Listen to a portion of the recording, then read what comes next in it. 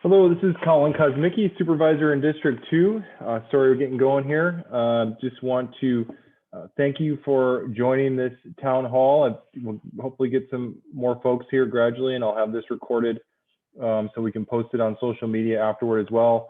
And as long as I have Adam, I see Adam Wenzel on here right off the bat. And just so in the event that I don't want to make you, wait here, I'm going to unmute you if that's all right. You're there. Adam, are you there?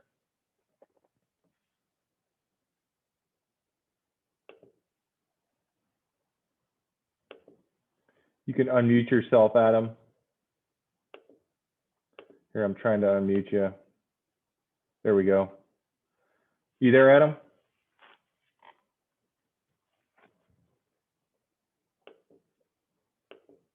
Adam, you on there? Nope. Nope, I guess he left. So I will just get started then, and if Adam jumps back on, I just wanted to give him the chance. I hadn't had a chance to email you back there earlier and want to do that, but I had you on there live, so just thought I'd see if you wanted to ask the question live. But again, this is Kollin Kosmicki, District 2 Supervisor, just hosting my town hall here before this week's meeting tomorrow, Tuesday at 9 a.m. A lot of really important issues on the agenda as usual. And so right off the bat here, I'm just going to go down the line on some of the key items that are on the agenda. But before I do that, really quick, I'll just give a brief update on where things are at right now. I've been very, very busy in the last month dealing with COVID-19, as everybody can imagine. Our board chairman, Mark Medina, appointed myself and Bob Tiffany to several ad hoc committees to deal with the COVID-19 response. One of them was to develop a program for small business grants. Well, I think that process went very well, and the small business grants are now available between $5,000 and $15,000 grants, and businesses can go to our website, cosb.us, and there's a link right at the top to click on it for more information on how to get the application, and those are due by the 21st of the month.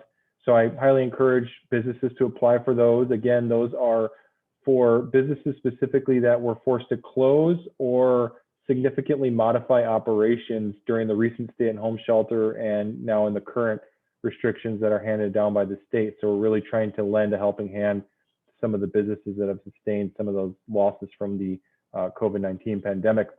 And then also been very busy with the vaccine issue. So Chairman Medina appointed myself and Supervisor Tiffany again to an ad hoc committee that is specifically targeting dealing with the vaccine distribution and the vaccine communication. So one of the things that I noticed right off the bat when I came on board here a few weeks back was that as this vaccine distribution has rolled out, there have been a lot of issues. And so I've been very vocal about those behind the scenes. And fortunately, and I'm thankful that Chairman Medina appointed myself and Supervisor Tiffany and I to this ad hoc committee so that we've been more intimately involved with the staff as far as, giving direction, being involved in the meetings, and trying to shore up our plans basically for the logistical part of the rollout, the who, what, when, where part of it, and also the communication, which being a professional communicator, and particularly with this situation, I've recognized that we really have to shore up and improve our communication. So we've been working on that, and I think we've made some headway on that. And just so everybody knows, again, on the vaccine, the main issue here right now is that we have an extreme shortage of vaccine doses from the state. And so we all know there's limited vaccine supplies throughout California, but San Benito County has been hit particularly hard with this for a number of reasons. One, we're a rural county, so unfortunately, the methodology used by the state does not favor rural counties. It's not based on population, which is very disappointing to me. That needs to be changed. And then secondly, we don't have any of these hidden pathway institutions, the MCE institutions, so-called institutions such as large hospitals like Kaiser's and whatnot. So everybody gets their allocations through public health, but then other counties have gotten additional allocations through these hidden pathways, and we don't get those, unfortunately. We're working on that though. And so I've been busy on the phone, and so have other supervisors and officials, really aggressively advocating for that to be a priority as far as making it an equitable distribution of the doses. So I'm just communicating with the public right now to be extremely patient. You know, I know it's very difficult. We're working hard to get more doses. We will get more doses. We've been assured from our Assemblyman Rivas and State Senator Caballero that more doses are coming. We will get a surge in doses in a matter of time. In the meantime, we're doing our best to communicate to people how you sign up, when you can sign up. You know, so for instance, right now we're in phase 1B, the 75 plus residents, and you'll see at tomorrow's board meeting, there should be some communication about very soon we'll be moving to 65 plus and making eligible the other industry sectors such as farm workers, educators, childcare workers, and others that are on that 1B list. So that's going to be encouraging news coming out soon. We're going to be making that drastic shift. And in the meantime, especially on this vaccine ad hoc committee, we've been working really hard to put plans in place so that we're ready to roll it out when it happens, when we get that surge in doses, and we're not, we're not working from behind at that point. So what we're going to see is we're going to have a hybrid approach with vaccine distribution. We'll have mass vaccine clinics. We'll have a limited number of outside distributors, such as pharmacies and clinics. We're working to set up a partnership with an organization to hold remote vaccine clinics in agricultural settings, working with large employers to have vaccine clinics specifically for farm workers. And we're looking at some other pod possibilities for vaccine clinics, such as at school sites. So there is a plan, and I've been encouraging our staff, even if we don't have a ton of information at this point, to do our best to just be honest with the public. We want to, if there aren't a ton of answers, we need to tell the public that there aren't, clear answers, but we're working on putting a plan in place so that when we get more vaccine doses, we'll be ready to roll.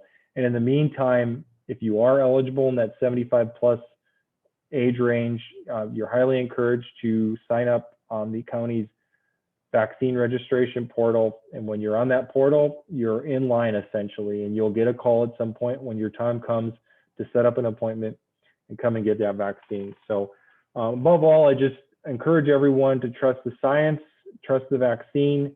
We need to get as many people vaccinated as possible to get us to a point where our community is safe. And as everybody knows, we're still a ways off on that. So I just encourage everyone in the meantime to be as patient as possible, but also don't hesitate, reach out with questions. I know I've gotten several, a couple of people on here right now. We'll get some more as time goes on. Adam and Loretta have questions, I know. And so as long as you're on here and we're talking about the vaccine, before I get to the agenda, I do want to just open it up for just to value your time. I figure that you're both on here to talk about the vaccine and the COVID-19 situation. So Adam, how are you doing today? Doing reasonably well. I'm not sure if the technology is working for me particularly well. I think my kids know how to do this better than I do. I'm hearing you. Yeah, you're good. But yeah, I mean, I appreciate the time. Like I said in the email, I caught the snippet of what you were saying, but I just really wanted to understand how those decisions about prioritizing the elderly residents of the county, how those were made, and whether the Board of Supervisors was aware of the impact that has on the schools. I think, the school thing is a big deal to me. I agree. Yeah. No. And so on the first part, okay, so the 75 plus, I can tell you, and I've been in daily conversations, this vaccine issue is basically my life right now from a professional standpoint.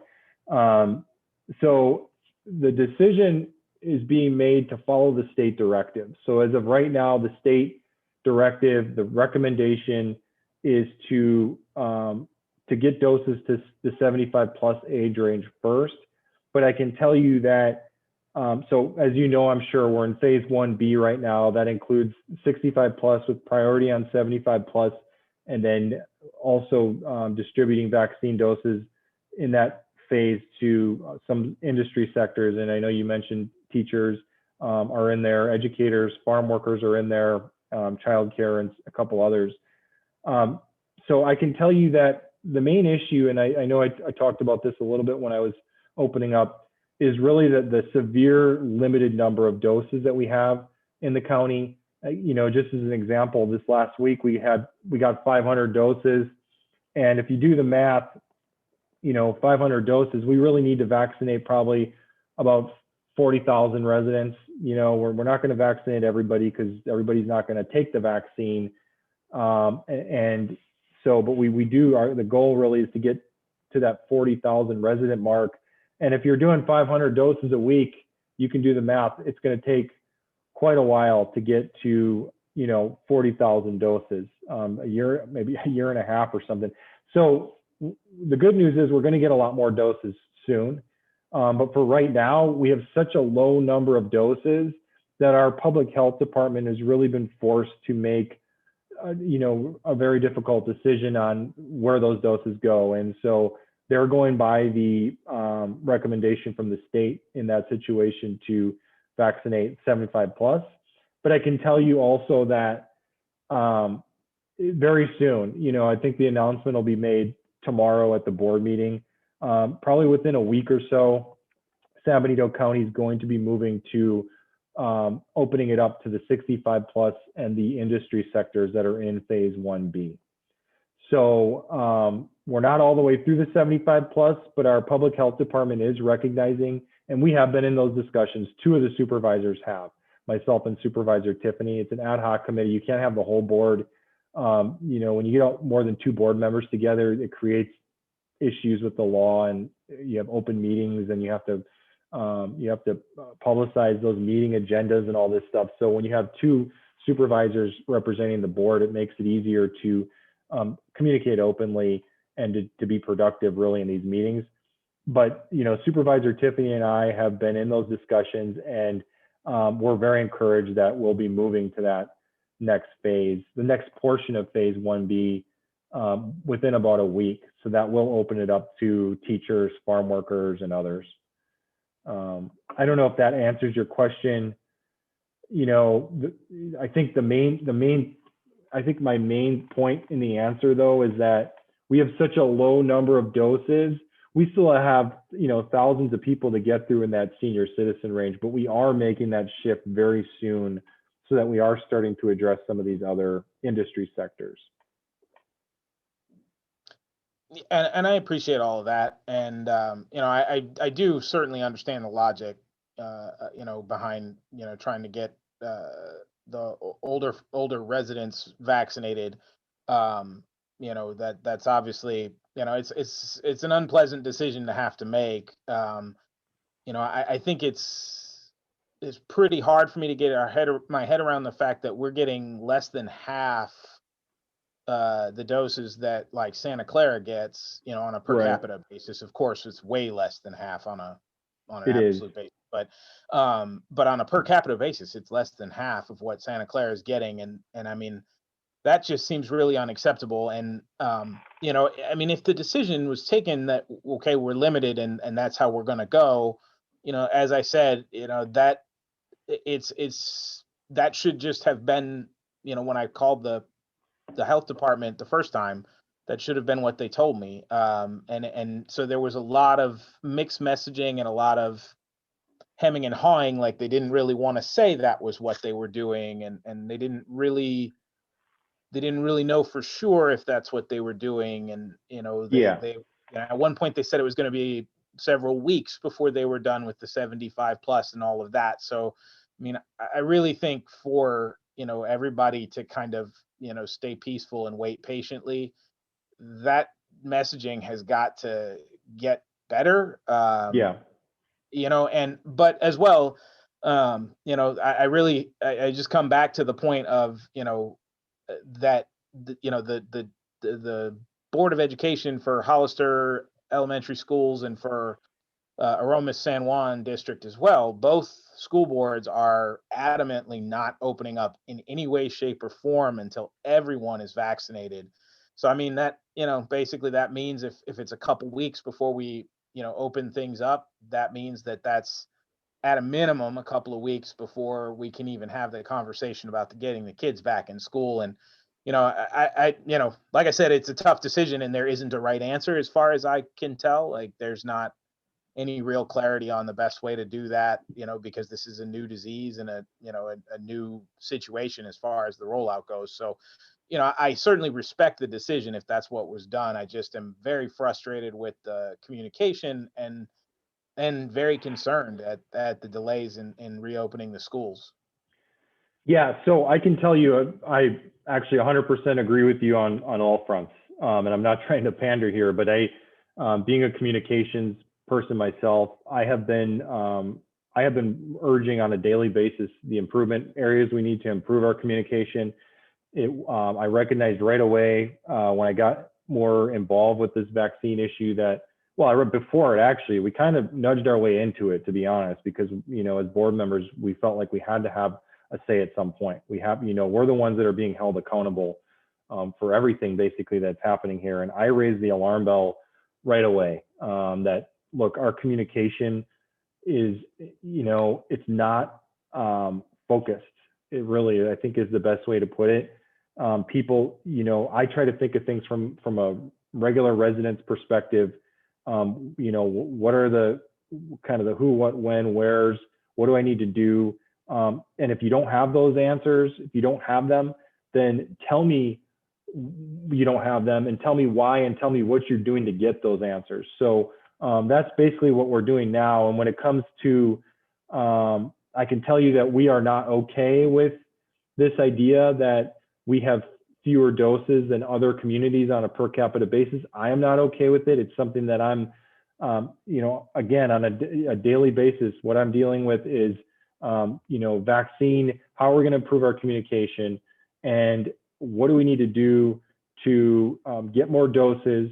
And then, we've had a lot of meetings. I'm not a huge meeting person, but you have to have these meetings to get through a lot of this stuff. A lot of meetings on when we get that surge in doses, how are we going to be prepared so that we can roll this thing out efficiently, and then we can continue to get more doses. Because what's going to happen if we don't have an efficient plan in place, the state's going to look down on us, and that could actually hurt us. But I am not okay with it, and I know other supervisors are not okay with this lack of doses that we've gotten in this county. And we're making it very clear to our state legislators and others at the state level, and kind of stomping our feet a little bit over it. And then you mentioned the mixed messaging. I think part of that is public health. They're not elected officials. But I am. And I can tell you that I believe I was the first one to say, at least as far as the officials go, wait a second, we got to look at these dose numbers and start talking to some people, because we are absolutely getting shortchanged on this. And when you do the math, like you mentioned, it's not only that we're getting about half per capita as some of these counties, again, that you throw into the fact that we don't have large medical organizations like the Kaisers, the Hidden Pathways, that are getting additional doses independently of those official numbers. Nobody even knows the exact number of doses that some of these counties around us are getting. They're getting, and that's why you're seeing, like I think in Santa Cruz and some of these other counties, they're having the ability to get more doses out to these specific groups because they have the extra doses. It's really not fair. And especially in this particular, this is of all situations when you should be equitable. And it's wrong what's happened. I think, I don't like to necessarily criticize other levels of politics, in my position, but the state has failed. The state has absolutely failed. This should have been strictly based on population. There's no reason to get complicated with something like this. There's no reason to get into, bizarre methodologies that they're using at the state level outside of population. It should have been strictly population, and it hasn't been. But we're going to fight to make sure it does get to that point going forward. And then, so I agree with you on the messaging. I've had just today, I talked to the CAO and our public information officer, had specific guidance for them on, look, these are the areas where we need to improve. We need to have a weekly vaccine update that is not just, necessarily numbers, but let's put some context behind what we're saying. Let's tell people exactly where we're at and I'll make sure that that happens going forward. As far as the schools go, I have a 12-year-old. It's been a rough year. I think for a lot of families, it's been a rough year, and we need to get these kids back in the schools as soon as possible. I agree with you on that. It's just like you mentioned, it's such a tough call when you're deciding between, whether to get doses first to the 85-year-old with health conditions, and potentially save their life, or to get that dose to the teacher so we can get these kids in the classroom. There's not a perfect answer, but I think I fully understand the reasoning behind it. And again, we just have to keep fighting for more doses, and make sure you understand as a member of the public that we are prioritizing teachers getting the doses. I've had conversations with the Hollister School District superintendent about, what can we do to make sure we're prepared and work with you guys once we get more doses. And so I think you'll see some things coming out soon about those plans that we have in the works, so that we're rolling that out smoothly when that happens. And that's about it on the answers. Is there anything else, Adam? I appreciate all the questions. I hope I answered that. You're reaching out to the Aroma San Juan district and their Oh teachers. yeah, Because 100%. my 7-year-old is in that district, and that district seems to kind of get left out in the cold as far as information. No, and, I appreciate that. No, and just based on the school board meetings, they know less than Hollister District School Board knows. I've got one kid in each district, so that makes my life more exciting. But the teachers have got to get. I'm a food and agriculture worker. I'm on the farm worker category, and I mean, I think I speak for everybody in just about every category besides the high risk individuals. Like, we got to get those teachers done. I know, I appreciate that. And I will, I just talked to Hollister, but I will talk to Aroma San Juan tomorrow. I'm an employee of Aroma San. I don't know if you know, I'm a football coach at Anzar High School. I live in the San Juan Bautista area. I have close relationships with a lot of folks in the Aroma San Juan School District. So I'm certainly not trying to leave them out at all. And so I appreciate you saying that, and I'll make sure that that's an immediate priority. Yeah. Anything else, Adam? No, I mean, I appreciate the candor on all of that. And, I just, like I said, I think, if there was more detailed, granular information about, the timetable on things, like there are X number of people in this category, and, this is how many doses we're forecasting for the next couple of weeks, and these types of things, it kind of gives a person, I'm an information driven person. Yeah. If you give me some data and some numbers, it gives me the ability to sit tight and wait in line. When you're at, Disneyland, and you can look, through the turnstiles and see how many people are in front of you, you can make a, yeah, feel for how long you're going to be standing there, and it helps you pass the time. I totally agree. I've made this, I've made this point. I've had conversations with the mayor of Hollister about this as well. And, I think a lot of us agree with that. One of the problems right now is that you get a little pushback, to be really frank about it. And the reason why you get some pushback from the staff level is because there's concern that there's so much changing at the state level. We have a third-party administrator coming in. I don't know if you know much about that. Blue Shield is basically hired by the state of California to start the administration of the vaccine distribution. Probably should happen within about a week or two. And so the thinking from the county public health perspective is, if you start giving estimates on timeframes, and then you have to change it up right away, that's going to make people more confused. But I am continuing to push this. I'll tell you, I just had a conversation this afternoon before this meeting, again, urging our staff, look, we're at a point where the public angst is extremely high. We have to just tell them where we are at. And if the information changes a little bit over time, then we tell them that it changed and here's why it changed. But I'm a transparency guy and I'm an information guy like you are. So I 100% agree with you on that. And I thank you for urging me on that as well. Yeah, I mean, I appreciate it's tough, and I appreciate that everything is kind of changing continuously, and of course that makes it kind of a no-win situation for the person answering the phone at the Department of Health. And I every time I call, I try to express my sympathy for her being stuck in that position, as well as expressing my frustration with not knowing Right. what's going on. Anyways, so I appreciate your time, and I don't want to monopolize the conversation or anything. So, I appreciate your time and the feedback, and somebody needs to get on the state, because it's pretty crazy for a community like ours.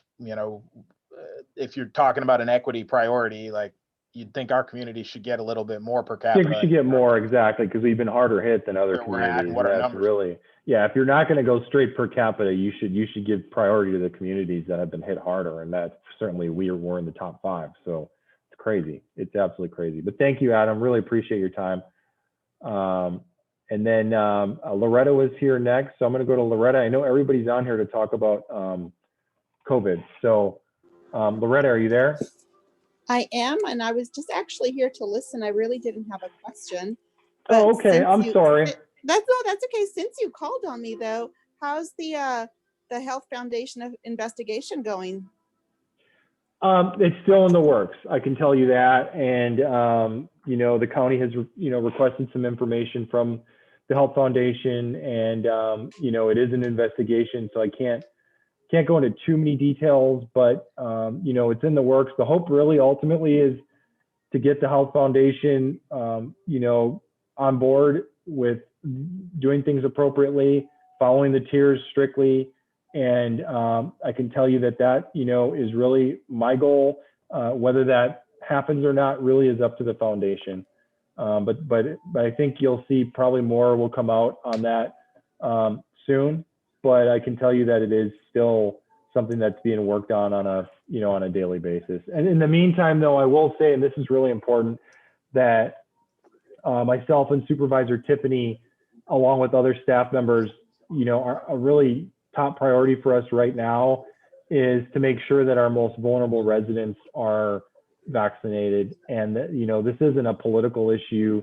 The only concern that I have, is not the only concern. Look, I think there's right and wrong, obviously, but the biggest concern that I have is making sure that we're serving our residents and making sure that we do have a system set up to equitably distribute the vaccine and make sure our farm workers and most vulnerable residents and our Latino community is being served in this, process, no matter how that happens. So I hope that answers your question. Yep, that's fine. As long as you guys are still working on it, that's what matters. Thank you. Yeah, of course, definitely. And then Kevin, if you have a question at some point, just raise your hand. I probably prematurely, got Loretta in the conversation there, so I apologize for that. But in the meantime, I'll just briefly go over again, some things that we have on the agenda here, which I like to do in these town halls. So if you just give me a moment here, I'm just pulling something up. I think I mentioned before, I'm working on the business grants, working on the vaccine, ad hoc committee to make sure that we're shoring up our logistics and communication.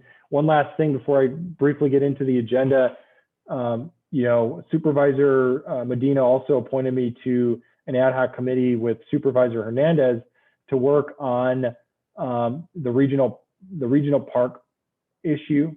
And so what's happened here is that we met with the city of Hollister and San Benito High School officials this last Friday over what's going on is San Benito High School is asking for the county and the city to relinquish portions of Nash Road so that they can permanently close Nash Road. In return, the county would get property to develop the regional park.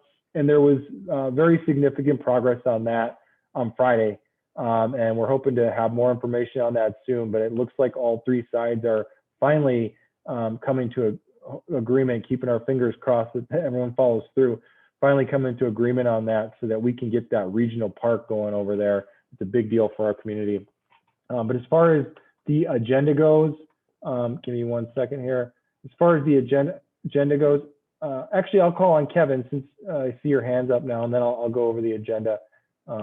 Just in the interest of your time. So Kevin, how's it going? Not too bad, Colin. How are you? Good, thanks. Just real quick, I saw saw a notice from Monterey County about a farm worker program for to allow folks that test positive to quarantine in a hotel, county paid, 14 days. Is there any chance that San Benito can get piggyback on that? I will bring that up. I like that idea. Thank you for that. And, you know, Monterey County is doing a lot of things right, to be honest, as far as the vaccine goes, you know, getting programs in place, having a town hall early on. The town hall is something that I'm pushing for. I think as soon as we get that Blue Shield administrator on board, get the town hall going, you know, we're kind of piggybacking them already, off of them already on our program that we're developing to vaccinate our farm workers. You know, involving partners like the Grower Shipper Association and large ag organizations. We've had several meetings with them, and those talks are going forward as well. But I like the idea of you know, having a place for farm workers to quarantine, because it's especially important. A lot of farm workers live in really crowded situations in other homes, and it really just, obviously, as I know you know, increases the risk for other people to get you know, COVID-19 if somebody in a farm worker family gets it. But yeah, no, I'll bring that up, you know, definitely. I appreciate that immediately. To the extent that we know. can, we should be like doing stuff regionally with the other counties, you know, especially stuff that is going to bleed across county lines. So I think this would be a, you know, obviously we could, you know, kick in some of the state, you know, some of the state funding into that program, but that way we would have to, you know, we wouldn't have to set up our own administration. We just kind of piggyback on what they're doing. Yeah, no, I agree. And like I mentioned with the model that's been set up for farm worker mass vaccination clinics, you know, we have a site picked out already. There's just been significant progress behind the scenes. There's just not, you can't go into too many details, obviously, because things fall apart. But you know, we are working on making sure that we have a good program set up to vaccinate our farm workers and our most vulnerable residents. But the hotel thing, that's just you know, the kind of something that could fall through the cracks. So I really appreciate that idea. One other thing, are we doing any monitoring of the new variants in county? Do we have any kind of indication that now there hasn't been any indication that we have cases of the new variants, but I'll make sure that that's added to sort of the more of the daily update sort of stuff that we get. Just, you know, so that we know if that happens, when that happens, we have to make sure that that's made public and people are aware. And I would ask if there's any visibility into changing some of the triggers of, you know, falling back into the other more restrictive tiers if the variant does, you know, if those new variants do start showing up, because you know, if we get behind, you know, if we get, as we've seen with these other spikes, if we get kind of behind the curve, it's a lot harder than if you kind of anticipate that the peak is coming and try to tap the brakes in front of that peak. So yeah, no, I appreciate you saying that. I think especially in a county like ours, I always say we're kind of like an island geographically here, and it puts us in a more vulnerable situation if we do get those sorts of spikes. And I will make sure that that's top of mind and bring that up to our staff as far as just really being vigilant as far as monitoring that situation. Because I know, you know, if that variant gets here, we're going to be in a lot of trouble, and we are going to take some steps backward, you know, in the wrong direction. And so yeah. Such a race between the vaccine and these new strains. Okay, well, I'll let you go, and you can get back to talking about the agenda. Appreciate it. Yeah, thank you. If you have anything else, let me know here before I'm done here. No worries. And so anybody else along the way here, if you want to raise your hand as I go, I appreciate it. Go ahead and do that, and we'll get to the questions then.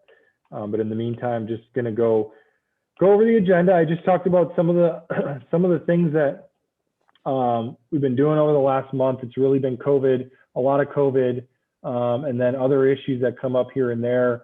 And just a couple just smaller items, not smaller, but maybe not as prominent. We made a lot of appointments. Let me mute you there, Kevin. We've made a lot of appointments over the last month. So I've appointed Julio Rodriguez to the Planning Commission. I appointed Yolanda Delgado and Jessica Wolander to the Community Action Board, which is really, really important board in our community that deals with a lot of the underprivileged communities, people who are homeless, and our homeless shelter. So I think, I'm really, really proud of all those appointments. And then also very proud of Scott Odessa, a veteran and a licensed trapper, to appointed him to the Fish and Game Commission, and then have a second appointment coming in April pending, which is Dave Castro, another active hunter outdoorsman, to the Fish and Game Commission. And then as far as the upcoming agenda, there are more appointments coming. Pat Lowe to the Behavioral, these aren't mine specifically, but Pat Lowe to the Behavioral Health Board, B. Gonzalez to First Five Commission, B. Gonzalez to the California State Association of Counties, which is our advocacy lobbying organization at the state level. That we've actually been in contact with them on the vaccine dose issue in particular recently. B. Gonzalez to the Mobility Committee, which deals with transportation. And then ad hoc committee being created on facilities. Myself and Mark Medina will be on that facility committee, which is very important. We're going to be talking about future facilities and potential planning of future development projects at the county as far as our own facilities. And then myself and Bob Tiffany, as I mentioned, were appointed to the COVID-19 vaccine committee. We were appointed kind of off the charts a little bit, but Mark Medina saw the urgency there to get that done and get us going on that. So he made that preliminary appointment, and Bob and I obviously agreed with it. So we've been working on that already. And then ad hoc committee on the tax sharing agreement, which is particularly important with projects like there's this autonomous vehicle proposal out near the Hollister Airport, much closer to the city than the what we saw with the Strata Verde project, which was out toward Highway 101. So we'll be talking about tax sharing with the city of Hollister and trying to get a reasonable split on the tax sharing for projects like that. And then the public defender contract is up for renewal. This is very important in our county. We've had public defenders, same public defenders for quite a while. And so there's consideration of going in another direction there. And so B. Gonzalez and Peter Hernandez are on that committee.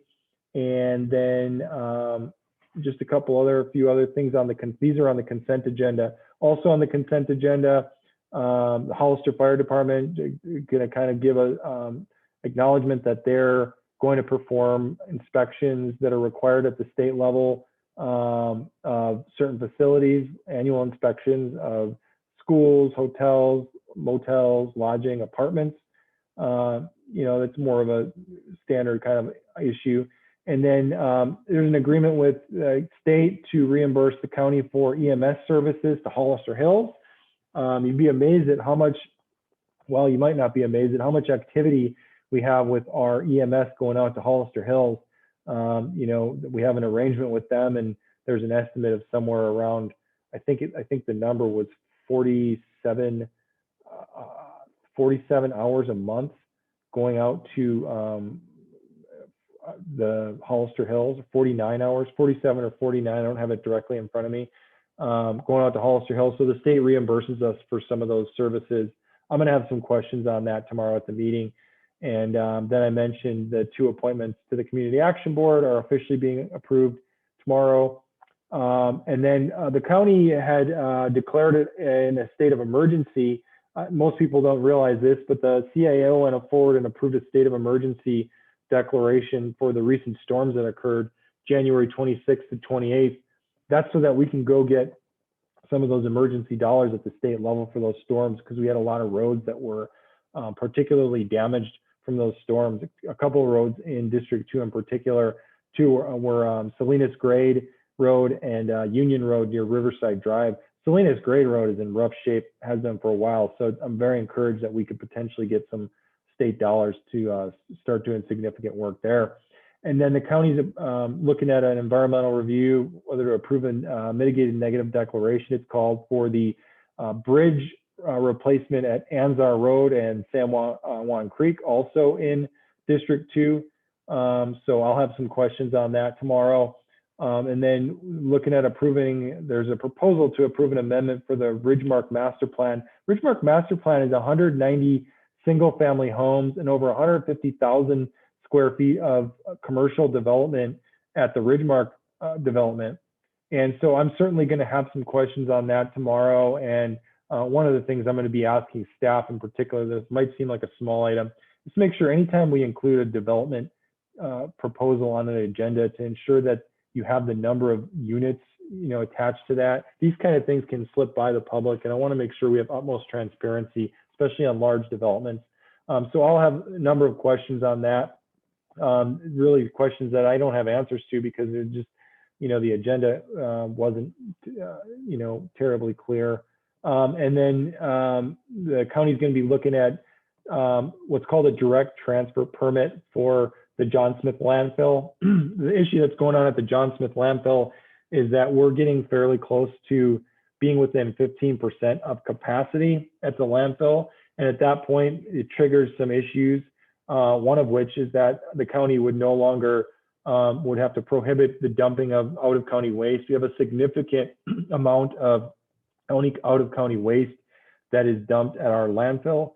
And this permit that's being considered tomorrow would allow basically the contractor Waste Connections of the landfill to start moving some of the out-of-county waste that we're getting to other landfills to kind of alleviate this capacity issue. In the meantime, there's, I don't know if everybody knows, but there's a consideration to expand the landfill because we're just getting to that point where it's filled up far too much. And then another couple things, we're looking at acquisition of property for the proposed Union Road bridge replacement project. That's that big bridge on Union Road, just off near San Benito Street there in the city of Hollister area.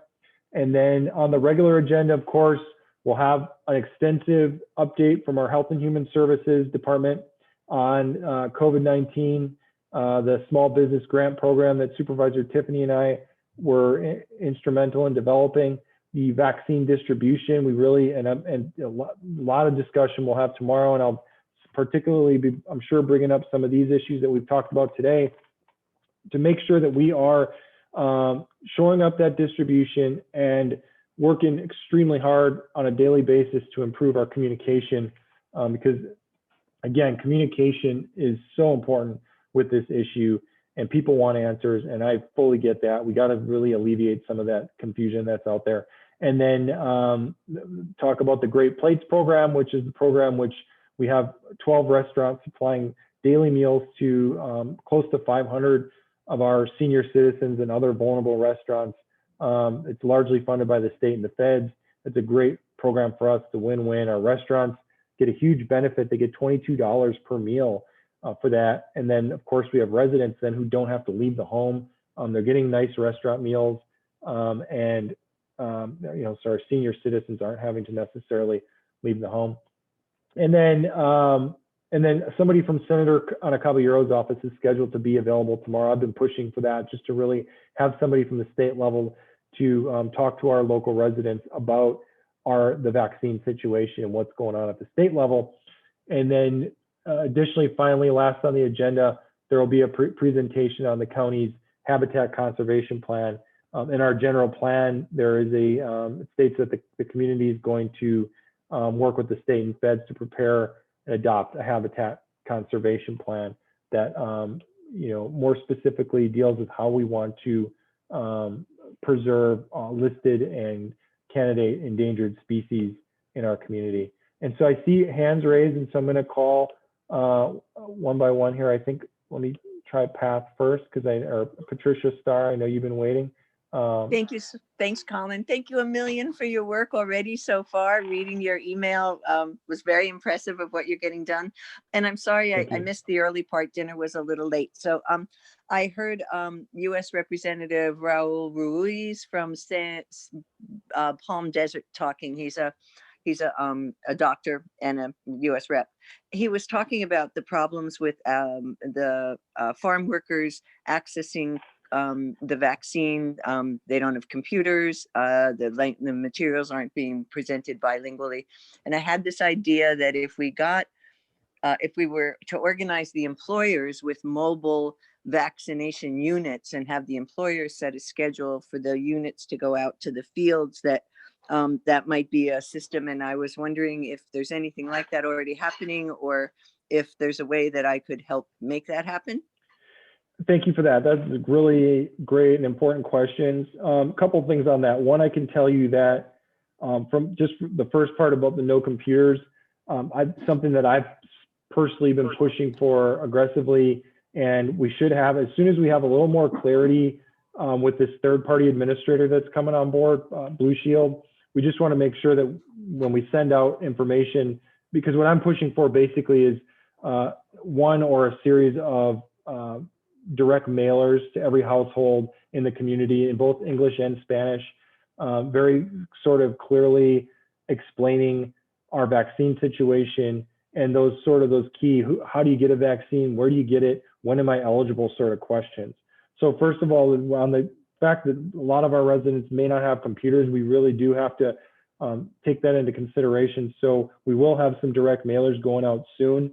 And then on the part about the farm worker employers, you might have missed a little bit of the discussion earlier, but we're working on a contingency plan right now, and we'll hope to have this plan wrapped up and in place. I'm hopeful maybe this week. We have a partnership that's being worked on with the Grower Shipper Association and our large agriculture entities in the community to develop remote vaccine clinics at agricultural sites. So farm workers can just go to these farm sites, and the idea is that the employers would take a huge brunt of the responsibility of making sure that their employees are getting vaccinated, because we're hearing loud and clear from the agriculture community that they fully understand the need to get farm workers vaccinated, and they want to be involved in the process, which is a good thing, because they know their employees better than anybody.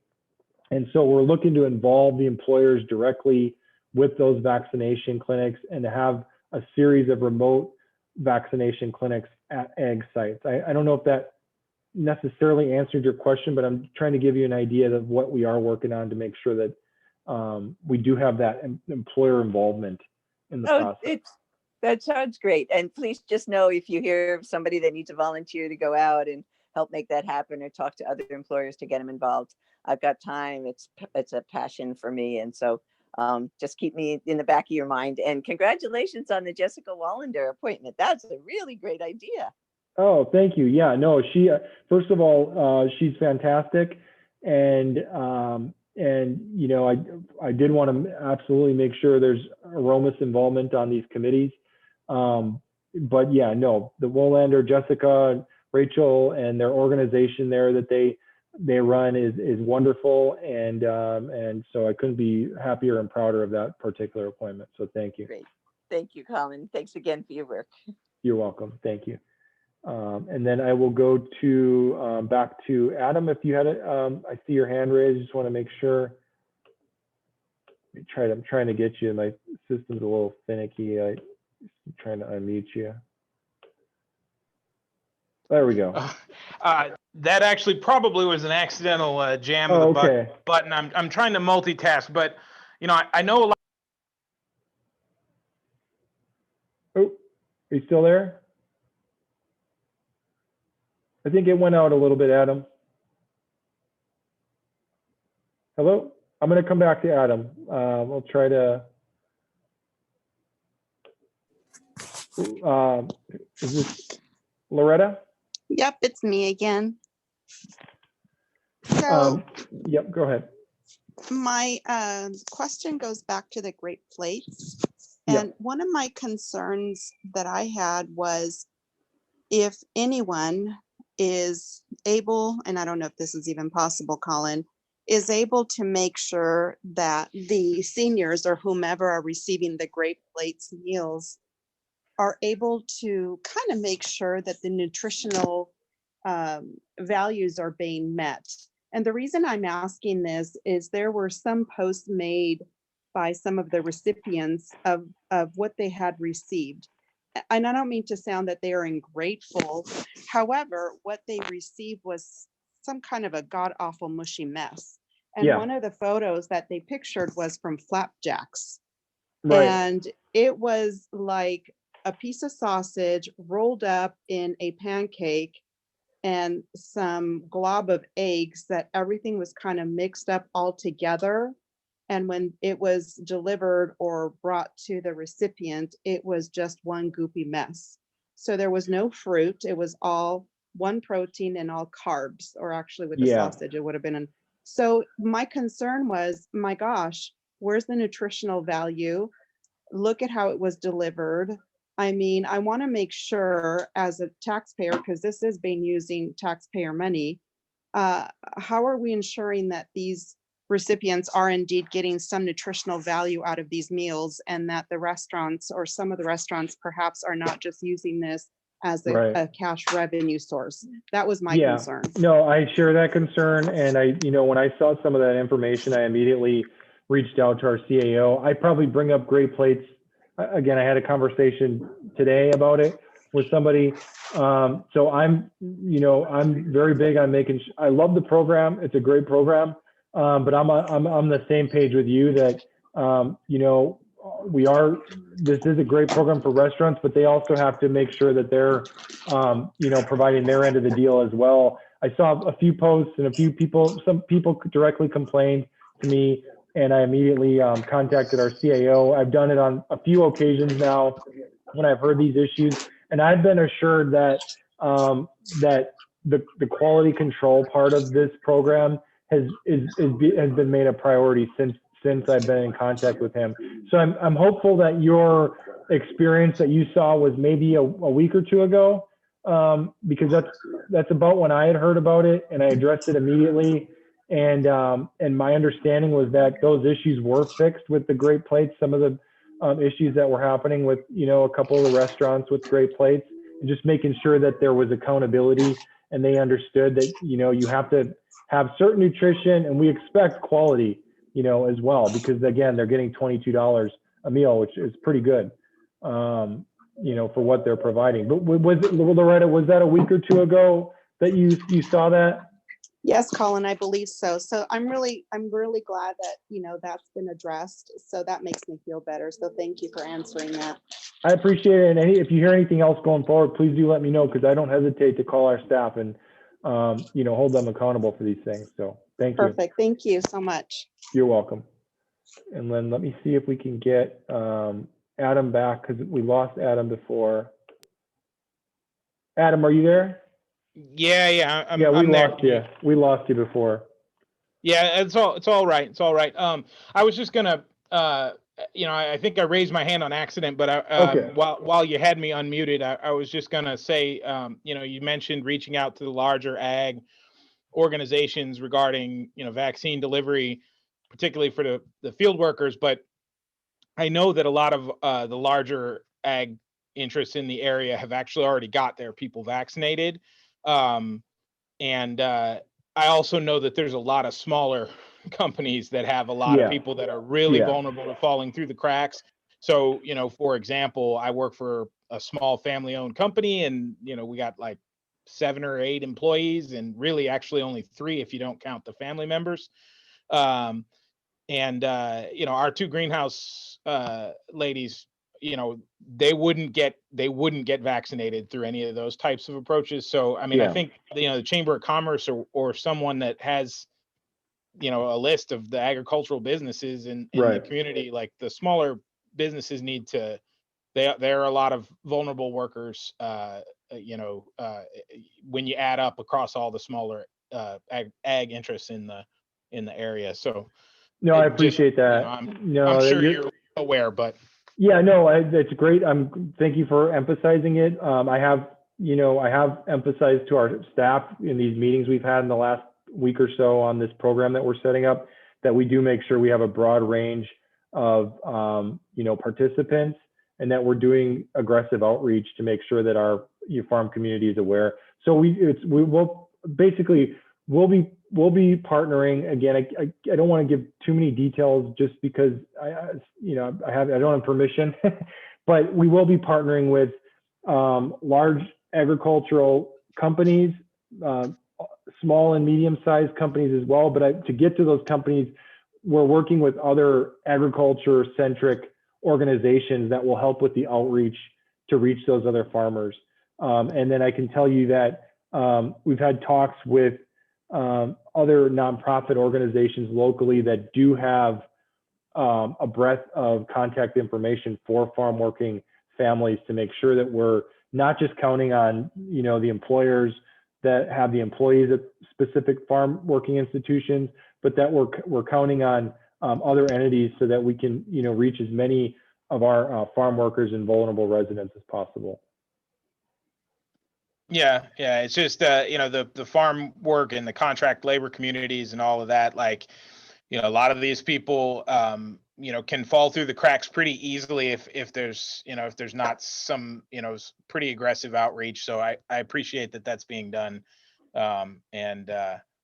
It's especially, like, obviously it's a little personal with my own team in the greenhouse, because they're practically family, but they got asthma and breathing problems, and it's a very real concern, and it's something that the sooner we can get these things done, the better it is for the community and for the businesses and for just the people.